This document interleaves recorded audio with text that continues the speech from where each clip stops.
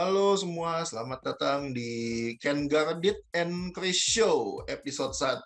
Ini bareng sama gua Chris. Ya, dan bersama partner gua yaitu Dito aka Ken Gardit ya. Ini salah satu sosok yang apa ya? Si Bro Dito ini tuh sosok yang sangat yang lagi naik-naiknya nih, lagi dikdaya banget nih di dunia pertiktokan pop culture gitu. Karena tiap kali karena jujur gue kan kerja kantor ya, dan salah satu cara gue untuk killing time di saat gue lagi istirahat atau apa itu kan salah satunya gue nonton TikTok gitu, dan orang itu selalu muncul gitu.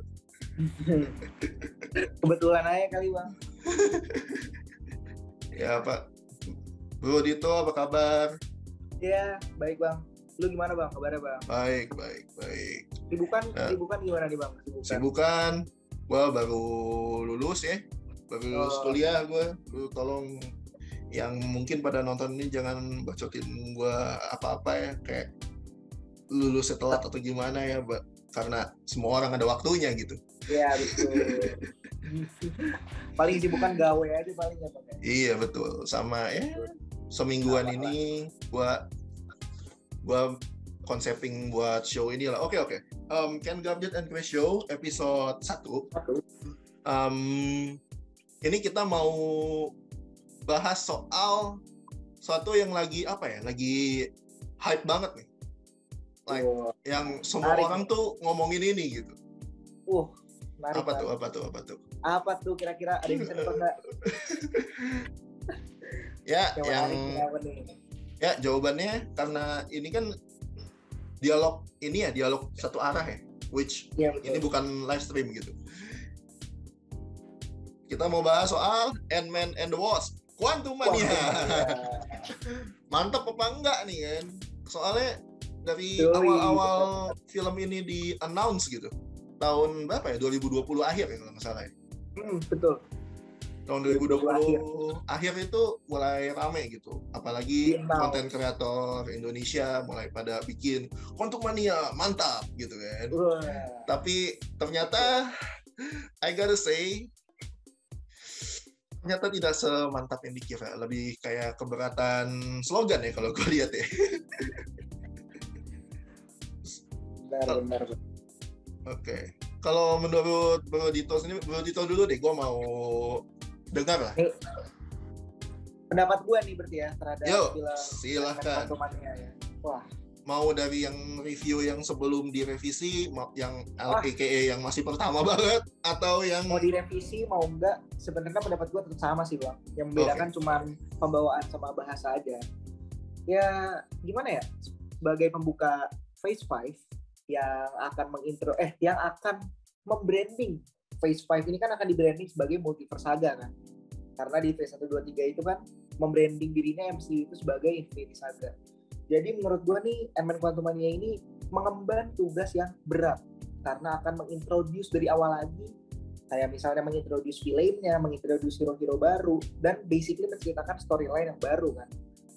Nah, all I gotta say is ini menurut gue ya, sekali lagi, kalau misalnya dibandingin sama Phase 1, pas Marvel itu mengintroduce karakter macam Iron Man, terus Captain America, Hulk, menurut gue pengenalan karakter dari Ant-Man ini kurang banget. Terlebih lagi pengenalan karakter Casey sama Kang-nya menurut gue sih. Nah, meskipun gue mau potong dulu bentar. Tadi lu bilang Catherine Newton, which is Cassie Lang in this movie, itu gue jadi teringat gitu. Jadi belakangan ini gue lagi mencoba nonton satu series. Sebenarnya gue bukan orang yang suka teen lead banget lah ya. Mungkin ini bakal nyambung ke topik obrolan kita berikutnya. Tapi gue menonton satu series yang ada Catherine Newton ya tuh, yang judulnya The Society. Mungkin Bro Dito pernah nonton mungkin? The Society gue pernah nonton satu episode kayaknya deh. Di Netflix kan? Iya, di Netflix betul. Kayaknya pernah beberapa episode doang sih. Kenapa tuh bang? Nah, menurut gue actingnya Catherine Newton di situ bagus gitu. Oke banget kan? Iya, parah Iya, lah. benar. Setuju. Itu kayak juga. satu dari sekian banyak alasan orang tuh menyukai Catherine Newton gitu. Walaupun sekarang banyak orang yang suka Catherine Newton karena Quantumania ini ya. Iya, benar. Tapi Setuju. banyak banget yang emang udah ngikutin Catherine Newton dari dulu, which is dari series Society ini. Kerasa actingnya nggak sebagus di series terdahulunya ya. Betul. Kalau gue sih malah ngelihatnya si Catherine Newton itu actingnya sama kayak Gal Gadot sih di film itu, kayak apa ya, kurang maksimal gitu. Waduh. Ekspresinya kurang main. Terus ada tuh di satu scene yang Catherine neriakin bokapnya kan, Dad, ngomong Dad-nya tuh apa, mimiknya tuh datar banget. Nggak se apa ya, actingnya itu nggak semaksimal si Paul Rudd. Kan kayak apa sih, gue setuju sih Bang sama lu. Pertama yang lu kurang setuju pasti acting kan, karena yang udah lu singgung tadi tuh. Gue setuju. Karena menurut gue agak jomplang aja kalau acting dari Paul Rudd-nya bagus, maksimal, tapi lawan mainnya kurang maksimal. Sayang banget. Apalagi Jonathan Majors-nya juga bagus banget. Iya, Jonathan Majors, bagus banget. Bagus banget. Gue suka lah. Bagus banget. Jauh lebih bagus dari performanya Bale sebagai Gore sih menurut gue. Wah, kalau Gore the God Butcher itu mah udah dirusak lah ya. Iya. Anggaplah kayak gitulah. Gue tuh mengharapkan tuh apa ya, kayak si Gore the God Butcher ini gue udah ngomong nih ke semua teman-teman gue nih. Kalau wah ini orang bakal jadi kayak Patrick Bateman-nya American Psycho gitu kan. Ternyata nggak juga.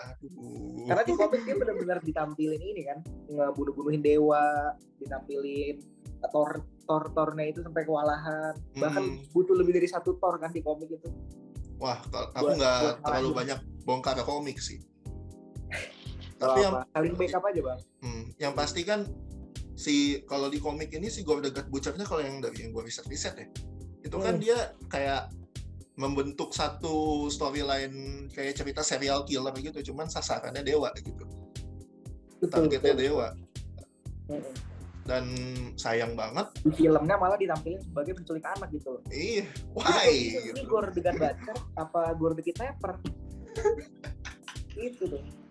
Sumpah, sebenarnya kalau itu sebenarnya masalahnya di nggak comic accurate sih. Tapi sebenarnya fans itu sebenarnya, ini kalau gue ya, kalau sudut pandang gue sebagai fans MCU dari SMP yang nontonin film-film dari bioskop setiap gue pulang tuh pas masih SMP, gue nggak masalah sama film-film yang nggak comic accurate asal dibuat bagus gitu. Guardians of the Galaxy nggak comic accurate kan, tapi bagus. Nggak comic accurate tuh Guardians of the Galaxy. Nggak ada sejarah Guardians of the Galaxy di komik itu ngelawan Thanos, nggak ada. Story-nya aja nggak comic accurate gitu. Iya, dari story-nya aja nggak comic accurate, tapi bagus. Dan akhirnya fans bisa menerima karakter-karakter itu dengan baik kan. Itu yang harusnya dilakukan oleh MCU. Nah, sama, dan kalau tadi kan kita udah ngomongin Gore the God Butcher nih. Terus kalau kita bandingin sama Jonathan Majors, ini kan kayak jauh banget ya. Sama Kang the Conqueror gitu. Yang mana sebenarnya gue bisa memaklumi karena Gore the God Butcher ini tuh apa ya, kalau dibandingin sama King the Conqueror, yang ini cuman penjahat kelas universe aja gitu, kelas secret timeline lah. Yang satu ini penjahat kelas multiverse gitu. Dan menurut gue nggak salah juga kalau ada orang yang bilang kalau King the Conqueror ini jauh lebih bagus portrayal ya dibandingkan Gore the God Butcher. Iya benar. Dan kalau dari ceritanya sendiri, kalau menurut dari gue dulu ya. Iya. Kalau dari ceritanya sendiri, menurut gue nggak ada komplainan sama sekali. Walaupun nggak ada kayak banteringnya Louis atau kru perampoknya si Ant-Man ini tuh nggak ada kan di filmnya kan. Bahkan sejak awal tuh nggak pernah ada ceritanya Michael Pena syuting Quantumania tuh nggak ada gitu. Which ini datanya gue baru fakta ini gue baru tahu tadi pagi gitu. Dan itu kata sutradaranya emang niatnya dari awal nggak dimasukin kan, karena mereka bingung mau masukin cerita pencuri ke Quantum Realm gitu, mau menghubunginya bingung.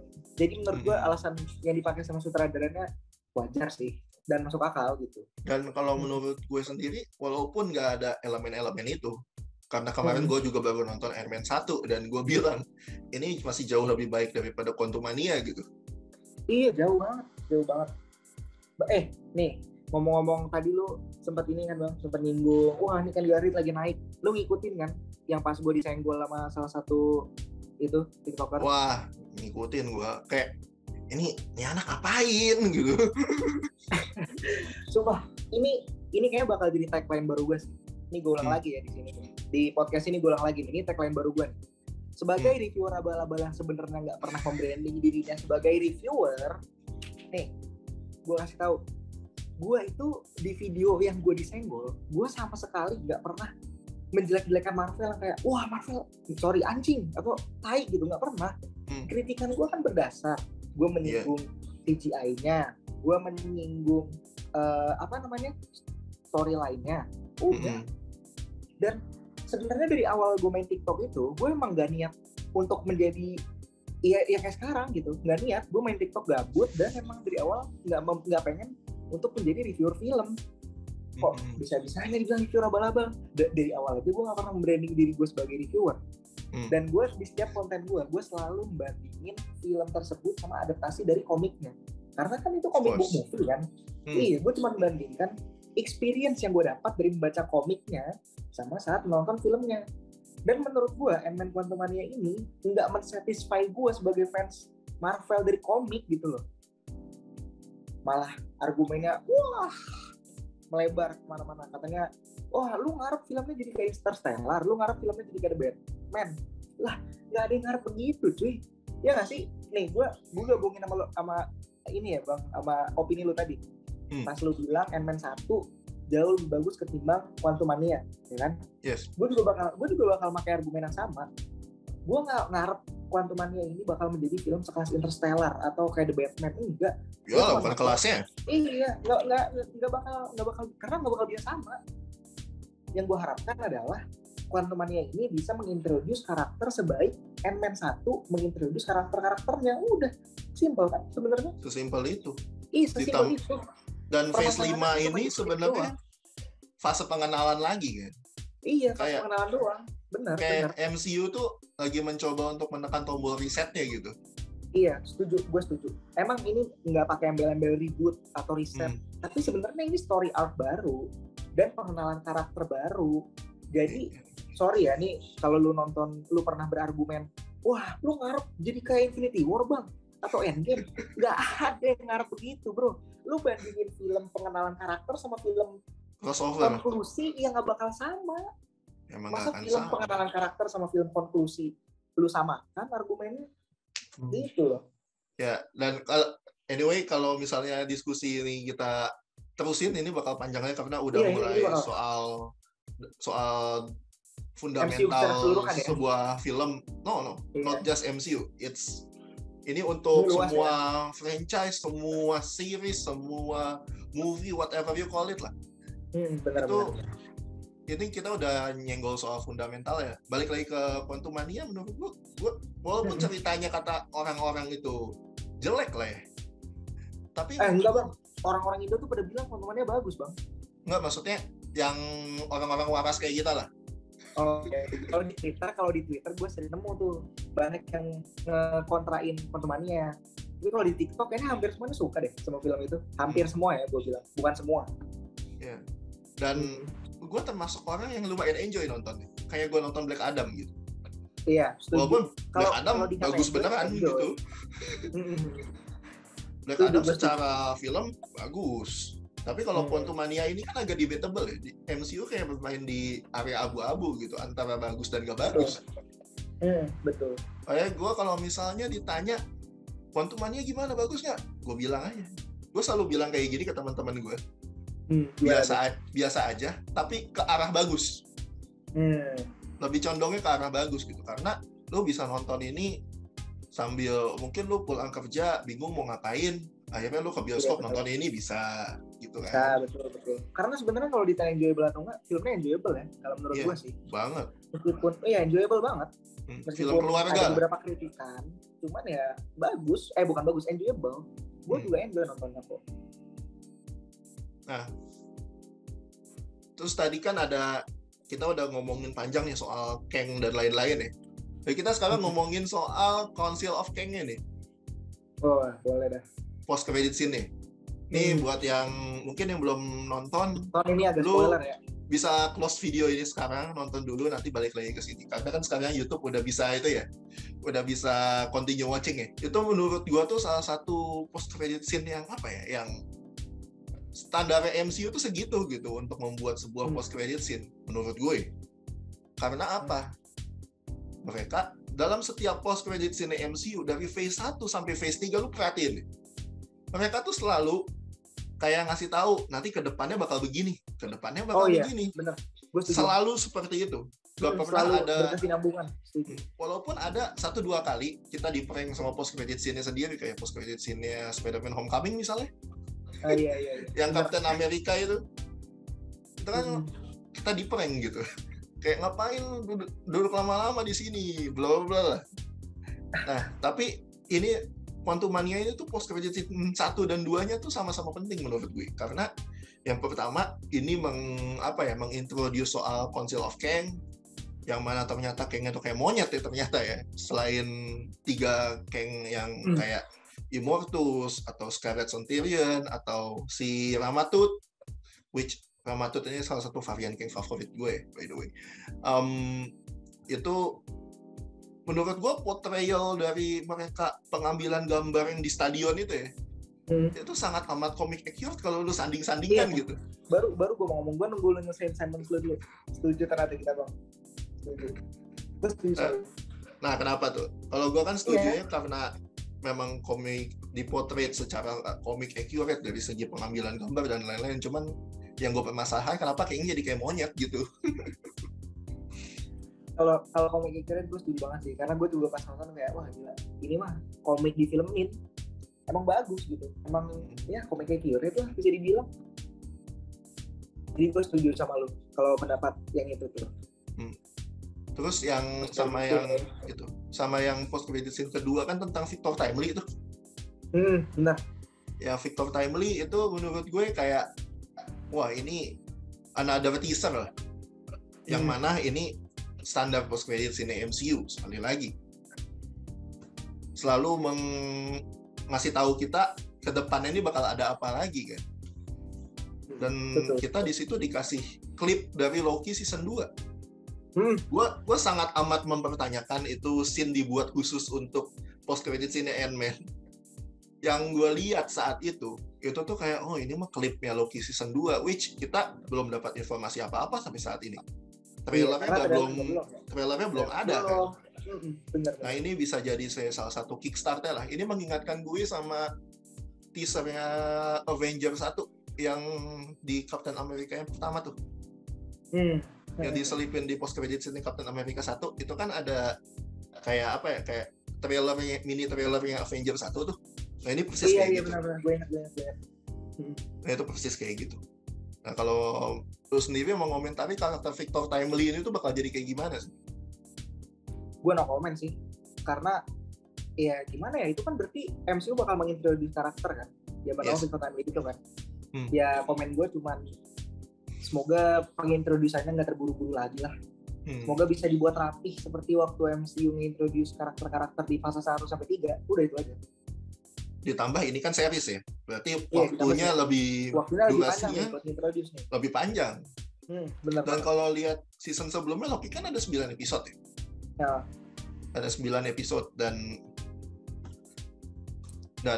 menurut gue season kedua ini mungkin bakal 9 episode lagi atau bakal lebih panjang lagi, bisa jadi. Betul. Dan kalau secara angka lu sendiri ngomong Quantumania ini lu kasih berapa nih? Berapa ya? 5,5 paling. Soalnya kalau gua kasih 5 kayak kerendahan, kalau dikasih 6 ketinggian ya udah 5,5 lah gua kasih. Karena karena ini fokus ke Quantumania lagi mungkin ya. Terlepas dari segala kekurangannya, gua memang masih enjoy nonton film itu dan ya udah, kritikannya itu cuman kayak buat karakter, cuman buat apalagi tadi yang udah sempat kita bahas, actingnya. Iya, kritikannya cuma itu doang sebenarnya. Iya, nggak ada kritikan yang mendalam.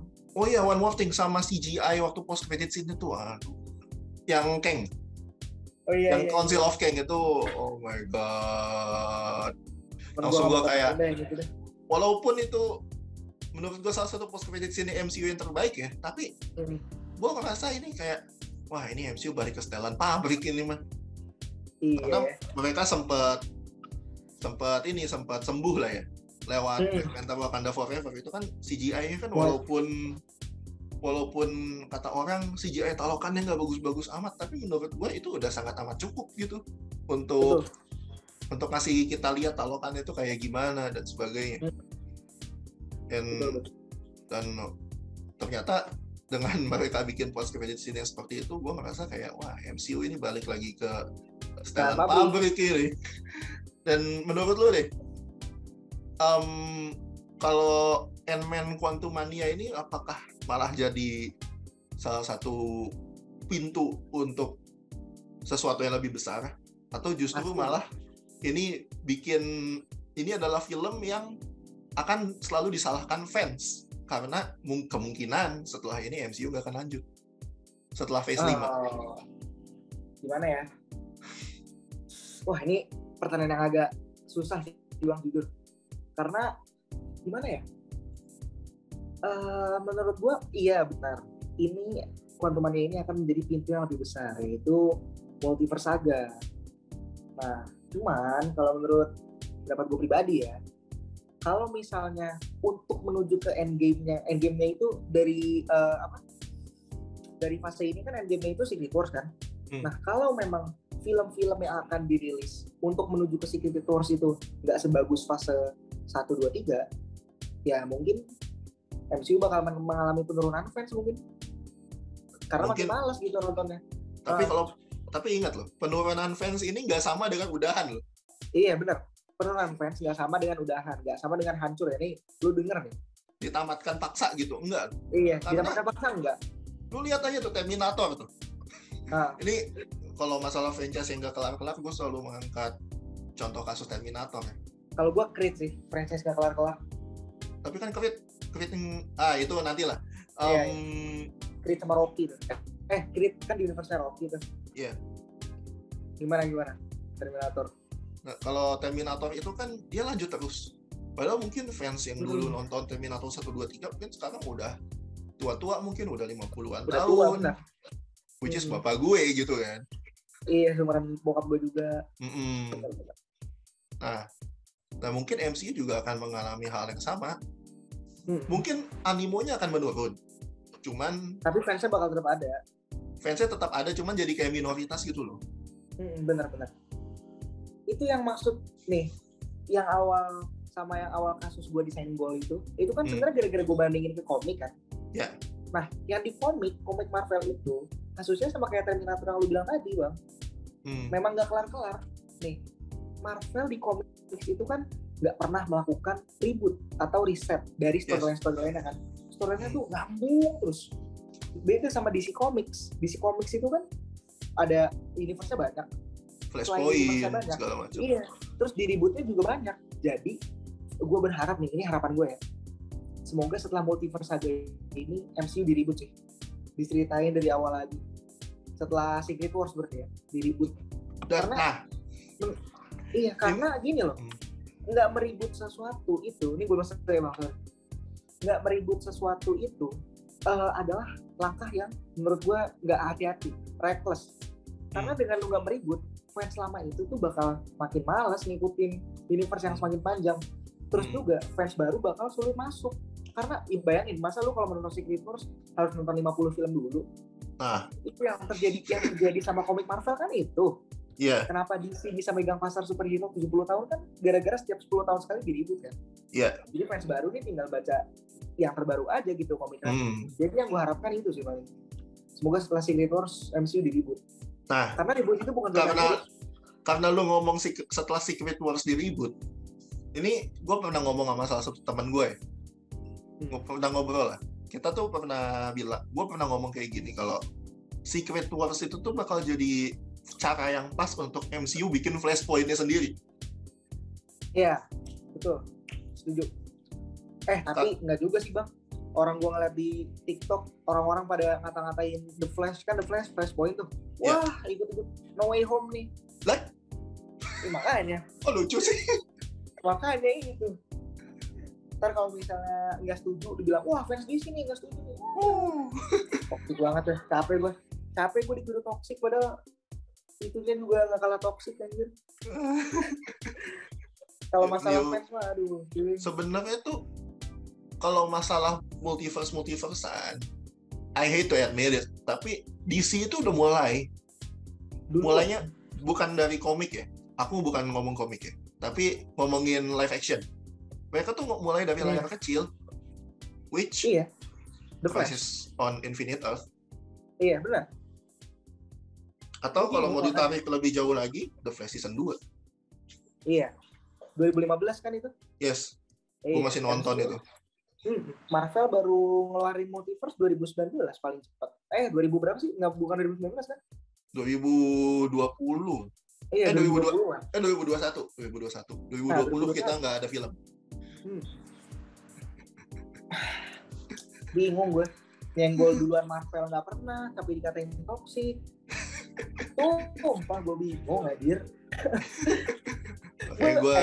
Ini bocah-bocah yang ngatain gue, wah lu fans DC bang? Ya Allah cuy, gue fans MCU dari SMP. Oh. Dengerin, gue fans MCU dari SMP. Setiap SMP itu gue nonton semua filmnya di bioskop bro. Hampir semua filmnya gue tonton di bioskop. Malah kayaknya semuanya. Sama. Enggak. Iya. Gue Iron Man 1-2 gue masih nonton di TV. Iya, kalau itu iya, karena gue juga masih kelas 5 SD sih. Kelas 1 SD. Film MCU pertama yang gue tonton di bioskop itu justru tuh Captain America yang pertama. Kalau gue Iron Man 3 sih. Civil War. Oh, lama juga ya. Iya, karena sebelum itu kan gue masih SD kan, belum tahu Marvel gitu. Baru benar-benar ngikutin Marvel tuh SMP. Jadi gitu ya guys ya, buat lu pada yang nonton nih, kalau gue sama Bang Chris ini mengkritik Marvel, bukan berarti gue sama dia ini haters Marvel gitu ya. Bukan. Kayaknya gue bakal salah satu orang pertama yang bakal diserang sih, soalnya iya gue juga pasti. Sumpah, gue udah yakin ini rilis nih, publish. Komen-komennya gue udah nebak bakal karena mana. Cuman intinya gitu ya cuy. Gue juga suka ngekritik DC kok di video gue. Iya. Intinya itu setiap gue memberi kritikan, bukan kritikan lah, tadi kira gue di suara bala-bala. Memberikan kegak-serakan gue terhadap suatu film, yaitu beralasan dan murni bukan ingin nge-hate gitu loh cuy. Justru kaum mereka yang ngatain Flash lah, padahal gue gak pernah ngatain Quantumania dari awal. Dari awal aja justru gue excited banget nonton Quantumania gara-gara bakal ada modok. Walaupun ternyata walaupun ternyata terjadi payung nih hasilnya. Cuman ya masa filmnya jelek lu nyalain ekspektasi penonton yang ketinggian, kan gak bisa kan? Iya, kita gak bisa kontrol orang punya ekspektasi lah. Bukan salah penontonnya bro. Oke, balik lagi Quantumania gimana tuh tadi? Kan kalau 5,5, kalau lu berapa? Gua 7,5. Bagus. Karena ketolong sama enjoyment-nya itu. Kalau gue sih ketolong sama Jonathan Majors sih. Nah, Jonathan Majors sama enjoyment, which is cinema experience. Jonathan Majors itu salah satu aktor terbaik, calon aktor terbaik lah. Calon aktor terbaik gue setuju sih. All out banget tuh orang, gila. Workoutnya juga, badannya kan jadi jack banget tuh orang. Iya. Demi meranin Kang sama villainnya Creed tuh. Nah, gue salut sih sama Jonathan Majors. Ya effortnya gila sih itu dia. Dia orang itu. Oke, setelah ini kita selesai ngomong Quantumania, kita bakal pindah nih ke segmen yang mungkin orang teman-teman semua udah antara mungkin nungguin dan gak nungguin lah ya. Gue juga gak peduli, gue bakal tetap record ini gitu.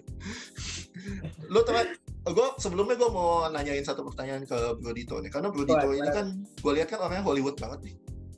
Enggak juga sih. Kayak lu nonton film Indonesia terakhir tuh film apa? Terakhir nonton film Indo ya? Apa aja? Nggak harus Bumi Langit. Film horor sih. Apa tuh? Horror. Apa tuh? Yang ada Ute, yang ada Umay. gue lupa judulnya deh, yang pakai YouTube gitu loh layoutnya, film horor gue lupa anjir. Ya pokoknya itulah, kalau lu tahu lu bisa komen di bawah ya, sumpah gue lupa. Tapi tolong di komen di bawah ya guys ya. Kayak iya gue lupa sumpah. Gue juga nggak tahu itu film apa gitu. Kalau film superhero Indo terakhir gue itu nonton Sri Asih. Karyanya Bumi Langit Studios. Nah, ini gue tahu nih pasti kita mau ngebahas apa. Virgo kan. Kelanjutan dari universe-nya Bumi Langit. Nah, Virgo lu menurut lu trailernya gimana? Apa yang lu dapat gitu? Yang gue dapat dari trailernya ya. Nih, gue izin pakai tagline-nya lagi ya. Siap. Sebagai reviewer abal-abal yang sebetulnya nggak pernah membranding dirinya sebagai reviewer, gue bakal bandingin trailer tersebut sama hal-hal yang gue baca di webtoonnya ya. Karena gue nempetin baca nih webtoonnya supaya gue bisa bandingin experience gue saat membaca sama penonton. Ada di webtoon ya? Iya, ada di webtoon. Oh, nanti gue baca deh coba. Kalau fisiknya gue nggak tahu di mana belinya, cuman webtoonnya gue udah sempetin baca. Menurut gue trailernya tuh lumayan comic accurate karena di kekuatannya si Virgo itu kan dia punya kekuatan untuk nimbulin kobaran api dari tangannya. Nah, seingat gue nih ya, warna kobaran apinya itu bisa diatur menurut spektrum emosi gitu. Jadi warna apinya tuh bakal berubah tergantung spektrum dari si Virgo itu. Oh, iya. Sebenarnya mirip ini nggak sih, powernya mirip Green Lantern nggak sih menurut lu? Kalau menurut gue malah lebih mirip Scarlet Witch loh. Scarlet Witch ya? Lah, tapi kan Lantern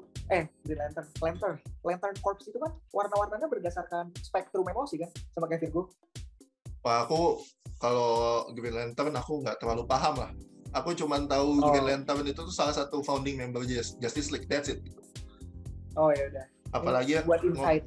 Iya, oke. Kalau gitu buat insight penonton aja ya. Jadi gini guys ya, Green Lantern sama Virgo itu sebenarnya memiliki kesamaan lah dari powernya.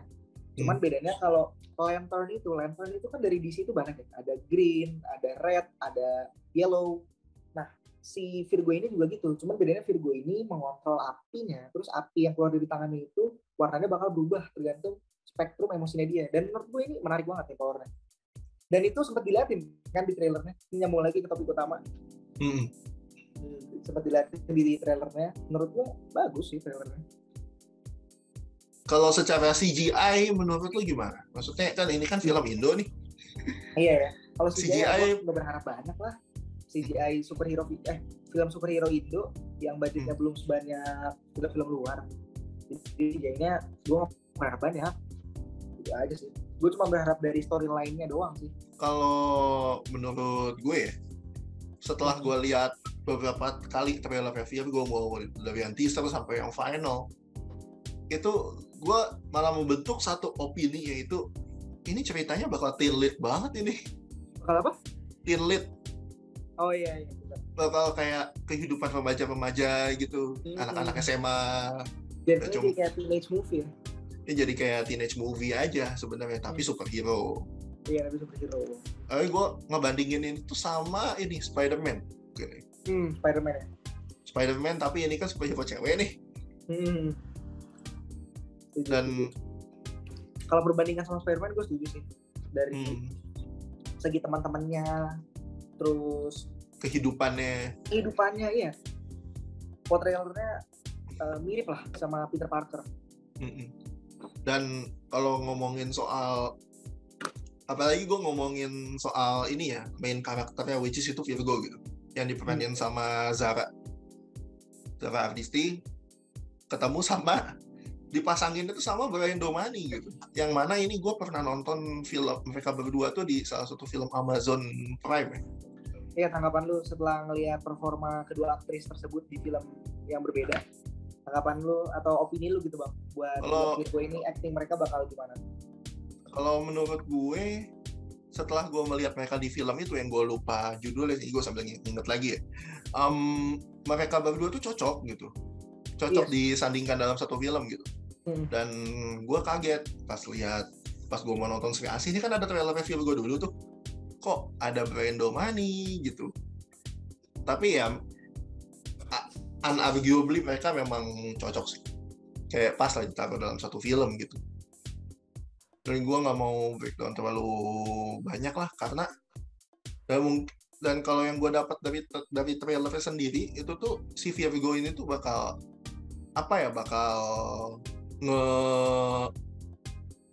nge apa sih, kayak mengekspand dunianya Bumi Langit gitu. Karena kan Bumi Langit kan sudah seakan cuman berkutat di Gundala sama Sri Asih doang nih. Nah ini ternyata ada satu lagi nih, namanya Virgo. Ya itu bagus juga menurut gue, untuk keperluan world building itu bagus. Yang mana Bumi Langit sangat membutuhkan itu. Kemarin aja di Sri Asih udah sempat ngintroduce ini kan, Superman gondrong tuh, si Godam. Iya, si Godam. Iya, perlu. Chico Jericho. Iya, Chico Jericho. Ya, sebenarnya ekspektasi gue buat Virgo nggak gede-gede amat, cuman tertarik gue buat nonton. Ya, karena ini film Indonesia ya, harus kita dukung. Iya, harus kita dukung nih, bener. Dari industri Indonesia, dari industri negara sendiri harus didukung. Ya, betul. Nah, karena kita ngomongin Virgo ternyata nggak panjang nih, karena filmnya juga belum rilis gitu. Iya, ya nggak bisa panjang-panjang ya. Bener. Dan nanti kalau nggak salah besok itu at the time podcast ini direkam, itu tuh bakal ada ini special screening di beberapa kota. Untuk special screening dari Virgo ya. Lu bakal nonton gak? Nggak tahu sih. Kalau misalnya dekat dari tempat gue mungkin bakal. Kalau di Bandung di ini Istana Plaza, jauh sih ya. Jatinangor bro. Jauh banget. Kalau gue mungkin iya, mungkin enggak. Di Cikarang soalnya. Dekat ya? Iya. Tapi mungkin gue bakal, kalau gue bersabar sedikit, mungkin gue bakal ikut yang lain aja lah. Iya ya. Oke. Nah, karena ini kan kita udah mau masuk akhir bulan ya. Oh iya, bentar lagi Maret nih. Iya. Ini ternyata film nih Maret. Bakal banyak banget film-film yang apa ya? Yang anticipated sama orang-orang gitu, kayak John Wick 4, Shazam Fury of the Gods, Scream 6, ada Jenna Ortega juga di situ. Iya, wah. Virgo yang tadi kita omongin. Iya, Virgo juga tuh. Sama Creed ketiga. Iya, Creed 3. Sumpah, itu film yang paling gue tunggu di 2023 sih, Creed. Padahal itu film Iya, gara-gara gue fans dari franchise Rocky sih. Cuman gue paling nunggu banget itu sih, Creed 3. Kalau gue Creed 3 itu sering gue jadiin bahan jokes aja sih. Creed 3 setelah melewati banyak rintangan tuh kan, ganti sutradara berapa kali, mundur sampai rilis, akhirnya rilis juga. Iya. Aku nggak tahu sih drama Sylvester Stallone. Iya. Sylvester Stallone itu salah satu ini kan, apa sih yang problemnya film Creed 3 itu salah satunya dari dia kan? Salah satunya dari dia. Karena dia tuh beranggapan gini bang, dia beranggapan tuh udah universe-nya Rocky tuh nggak usah di-expand lagi. Cukup sampai gitu. Iya cukup udah, nggak usah bikin banyak-banyak. Kalau katanya Rocky sih gitu. Rocky kalau katanya Sylvester Stallone gitu. Iya. Makanya dia nggak mau ikut andil dalam Creed 3. Gitu. Malah Ryan Coogler yang bantu bikin cerita. Iya, malah Ryan Coogler. Jadi menurut gue nih Creed 3 nih bakal berusaha buat menggait fans-fans baru sih, bukan fans-fans lama. Karena lu bayangin aja Jonathan Majors disuruh berantem sama Michael B. Jordan, pasti fans baru banyak yang tertarik. Apalagi fans MCU ya. Iya, banyak fans MCU. Iya, itu sebenarnya gue pengen ngomong kayak gitu, cuman gak enak. Ya udahlah. Tunggu dan itu. Emang mereka tuh feeling gue bakal menyasar fans baru sih. Yang nggak peduli Adonis Creed itu siapa sih? Yang nggak peduli. Yang ngelatih Adonis Creed itu Rocky loh, nggak peduli. Ya mungkin mereka bakal kecap juga. Nah, mungkin mereka bakal kecap juga dengan nonton film-film yang dulu gitu. Tapi kalau Creed 3 ini waktu gue pertama kali lihat poster ya, kan ada Jonathan Majors sama Michael B. Jordan tuh.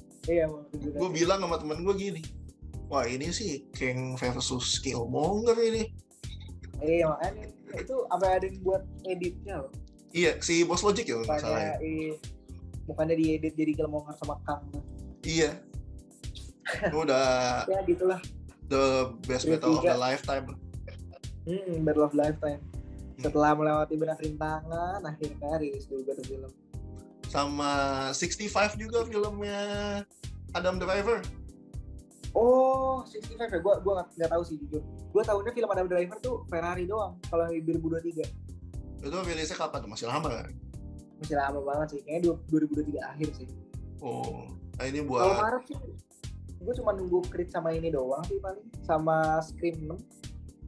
kalau kenapa tuh? Kalau Kalau Creed kan Shazam, iya. Kalau Scream gue emang ngikutin franchise-nya juga. Cuman kalau Shazam gue nunggu di HBO aja nih. Nggak terlalu menarik sumpah. Apa ya? Menurut gue nggak terlalu menarik sih filmnya. Kayak villain-nya juga villain yang gue nggak tahu gitu, ada di komik. Iya. Paling gue cuman, kalaupun misalnya gue memutuskan buat nonton, gue cuman mau nonton karena ada Gal Gadot doang sih. Bener ya itu ya? Iya, dia ada Gal Gadot ya? Si Gal Gadot ada tuh di. Aduh, semoga nggak di-delete lah ya, semoga nggak dihapus. Semoga nggak di-delete. Anyway, gue mau ngasih info nih. Apa ternyata tuh? Si Gal Gadot itu udah dipastikan bakal balik ke DCU-nya James Gunn, tapi bukan sebagai Wonder Woman. Nah, persis. Makanya gue nonton Shazam paling alasannya ya cuman buat ngeliat untuk terakhir kalinya Gal Gadot jadi Wonder Woman sebelum akhirnya debut lah ya karakter yang lain. Iya. Ya semoga Shazam 2 Shazam Fury of the Gods ini jadi perfect send off lah untuk Gal Gadot ya. Betul, semoga aja. Sama ada lagi mungkin lo kayak film ini nggak banget nih buat gue gitu. Jujur Maret tuh gue nggak terlalu banyak ngikutin film yang akan rilis Maret apa aja selain 4 film itu sejujurnya. John Wick lah, iya. Kalau John Wick udah, John Wick ya? Iya. Bener. Sama itu paling 5 jadi ya. John Wick itu ada aktor silat favorit gue, aktor bela diri favorit gue sih, Donnie Yen itu. Wah, ya. Si Ip Man, mungkin kalau teman-teman pernah nonton Ip Man, pemeran itu Donnie Yen gitu. Oh iya. Jadi film tuh bisa menjadi alasan kita nonton film tuh bisa jadi karena aktornya ya, gue sama lu berarti. Betul. Ya, itu salah satu alasan gue nonton It Chapter 2 sebenarnya dulu. Karena gue tuh bukan fans horror. Sejak awal tuh gue nggak di-create untuk nonton film horror kayaknya gitu. Sampai akhirnya gue memutuskan untuk nonton It Chapter 2 karena di situ tuh ada James McAvoy. Oh, iya. Gue suka James McAvoy. Gue suka James McAvoy sama siapa lagi tuh, Jessica Chastain ya, lupa aku. Banyak banget lah ensemble cast-nya. Nah, kalau tadi kan Bro Dito kan udah bilang nih nungguin tuh Creed 3 sama John Wick ya, paling ya sama Creed gue lah. Kalau gue mungkin John Wick 4, Shazam 2 mungkin gue juga bakal nonton di bioskop. Shazam bakal ya. Tebakan lu Shazam bakal dapat berapa di box office? Wah, kalau disuruh memprediksi, nebak. Ya, 250 juta lah. Opening weekend ya? Opening weekend. 250 juta lah. Kalau sebulan penuh berapa tuh? Kalau sebulan penuh ya. Paling top-topnya lah ya, 500 juta. Sama gue juga. Paling maksimal 500, yakin gue. Karena nggak bakal lebih. Karena setelah adanya DCU-nya James Gunn ini orang-orang jadi nggak terlalu peduli juga sama Snyderverse yang tersisa gitu. Iya benar-benar. Kayak nanggung sekali dia nonton The Flash terakhir tuh. Iya, The Flash kan di timeline terakhir tuh. Di reset lagi lah. Betul. Malah bisa dibilang itu jadi kayak film pertamanya DCU-nya James Gunn gitu. Iya, The Flash itu sebenarnya film terakhirnya Snyderverse sekaligus menjadi film pertamanya James Gunn kan. Iya, sama betul. Kayak di animasi aja. Sama kayak di animasi di CAU tuh pas pindah ke Tomorrowverse. Oh iya, gue nonton tuh, Sama treatmentnya bakal kayak gitu. Yang mana itu salah satu triknya DC untuk ngakalin, karena mereka menyadari fans itu akan terus bertumbuh. Iya, dan betul. Akan selalu ada fans-fans baru. Jadi untuk memudahkan, nih, lu nonton Tomorrowverse aja nih, gak usah nonton di CAU. Walaupun di CAU bagus juga sih. Ya nggak salah juga ditonton gitu. Iya, nggak salah juga. Cuman gue emang setuju dari awal sama treatment DC Comics memperlakukan universe-nya. Ngeribut setiap 10 tahun sekali, gue setuju. Makanya bisa awet kan dulu. Iya. Emang Warner Bros-nya aja nih yang agak Katro. Gak bisa handle. Emang agak Qatar aja sih Warner Bros. Ya semoga sekarang udah enggak lah, karena udah ganti bos baru kan. DC juga udah dipisahin, jadi Marvel bisa ngikutin lah ya langkahnya DC Comics. Mungkin bukan mengikuti lah ya, kata yang tepat itu keep up. Iya betul, keep up deh, keep up. Karena DCU Gods and Monsters ini menurut gue itu tuh kalau gue lihat line up ya, itu tuh kalau DC itu benar-benar bergerak cepat gitu. Betul. Kayak langsung gitu.